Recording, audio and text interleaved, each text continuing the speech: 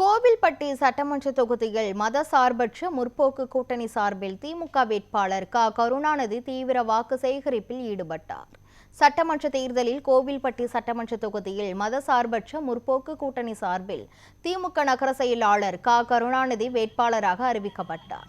இவர் கோவில்பட்டி சட்டமன்ற தொகுதிக்குட்பட்ட லாயல் மில் காலனி பகுதியில் தீவிரமான வாக்கு சேகரிப்பில் ஈடுபட்டார். அப்போது பெண்கள் மலர் தூவியும் ஆரத்தி எடுத்தும் அவருக்கு உற்சாக வரவேற்பு அளித்தனர். முன்னதாக அந்த பகுதியில் உள்ள அம்மன் கோவிலில் சாமி தரிசனம் செய்த அவர் வீதி வீதியாக சென்று பொதுமக்களிடம் உதயசூரியன் சின்னத்திற்கு வாக்கு சேகரித்தார்.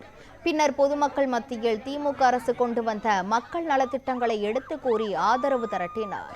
இந்த பிரச்சாரத்தில் திமுக நிர்வாகிகள் மட்டும் அல்லாமல் காங்கிரஸ், மதிமுக, தேமுதிக, விசிக, கம்யூனிஸ்ட் உள்ளிட்ட கூட்டணி கட்சி நிர்வாகிகளும் கலந்து கொண்டு வாக்கு சேகரிப்பில் ஈடுபட்டனர்.